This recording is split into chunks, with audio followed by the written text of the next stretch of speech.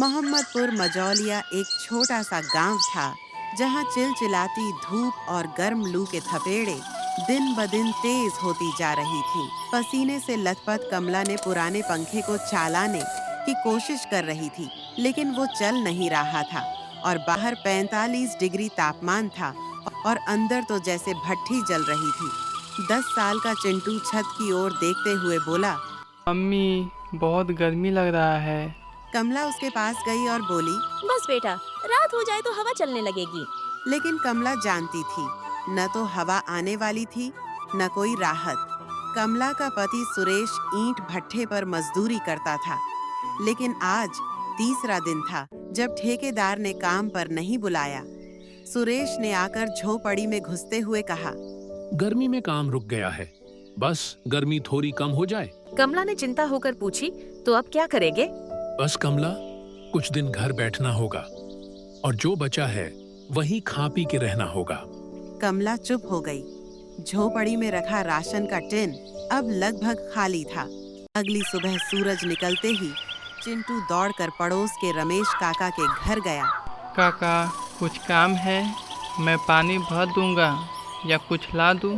रमेश ने उसकी हालत देखी। बेटा, ये गर्मी तुम्हारे लिए नहीं है, अंदर जाओ। चिंटू ने सिर झुकाया और वापस लौट आया। सुरेश दोपहर को पास के होटल में बर्तन धोने का काम पूछने गया। उसने मालिक से कहा, गर्मी बहुत है साहब, कुछ काम दे दो। कपड़े तो पूरे गीले हैं तेरे, काम कैसे करेगा? मालिक ने हंसते हुए उसे भगा दिया। सुरेश का गला सूख रहा था, लेकिन जेब में 1 रुपया भी नहीं था कि पानी ले सके। कमला ने चूल्हा जलाने की कोशिश की, लेकिन लकड़ी गीली थी और आग नहीं पकड़ी। उसने आखिरी आटा गूंथकर 2 रोटियां बनाई। एक चिंटू को दी, दूसरी सुरेश को। सुरेश ने पूछा, तू नहीं खाएगी? मुझे भूख नहीं है। उसने झूठ बोला। उसका पेट तो जल रही दोपहर से भी ज्यादा भूखा था। सुबह होते होते चिंटू फिर बाहर निकला।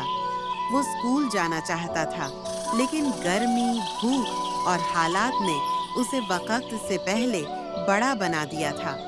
उसने सड़क किनारे एक चाय वाले से पूछा, चाचा, पानी है, थोड़ा पिला दोगे? चाचा ने उसे पानी दिया और बोला, बेटा, गर्मी सबको मार रही है, खुद का ख्याल रखो। चिंटू ने पानी पिया और वहीं बैठ गया। शायद कोई और प्यासा आए तो उसे भी दे सके। अचानक एक एनजीओ की गाड़ी मोहल्ले में आई। 2-3 लोग छांव में खड़े होकर पानी की बोतलें और कुछ बिस्किट बांटने लगे। कमला हिम्मत करके पास गई और बोली, मैडम, थोड़ा मेरे बच्चे के लिए दे दो। उसने हाथ जोड़े। सबके लिए है बहन, चिंता मत करो। कमला को एक पानी बोतल और एक पैकेट बिस्कुट मिला। छोटा ही सही, पर उसके चेहरे पर मुस्कान झलक रही थी। रात को जब बिजली गुल हो गई तो पूरा मोहल्ला छतों पर आ गया। गर्म हवा अब थोड़ी ठंडी हो गई थी। चिंटू ने आसमान की ओर देखा और बोला, अम्मा, ये तारे बहुत प्यारे हैं। ये तारे बिल्कुल मेरे बेटे की तरह है। सुरेश ने पास बैठकर कहा, गर्मी की मार तो है, पर हम अभी भी साथ हैं, यही सबसे बड़ी बात है। अगली सुबह सुरेश फिर से निकल पड़ा, काम की तलाश में।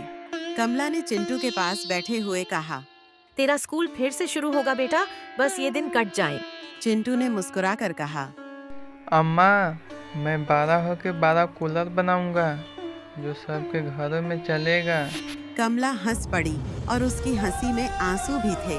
सपनों की गर्मी में भी नमी बची थी। गर्मी की मार ने उन्हें झुलसा दिया, लेकिन उनके रिश्तों की ठंडक उन्हें संभालती रही। हर भूखे पेट, हर सूखे होंठ और हर टूटे सपने में एक बात जिंदा रही, उम्मीद। कमला, सुरेश और चिंटू की तरह लाखों गरीब इस तपती जिंदगी में भी जीने की वजह ढूंढ लेते हैं, क्योंकि गरीबी झुलसाती है, मगर इंसानियत ठंडी छांव की तरह होती है।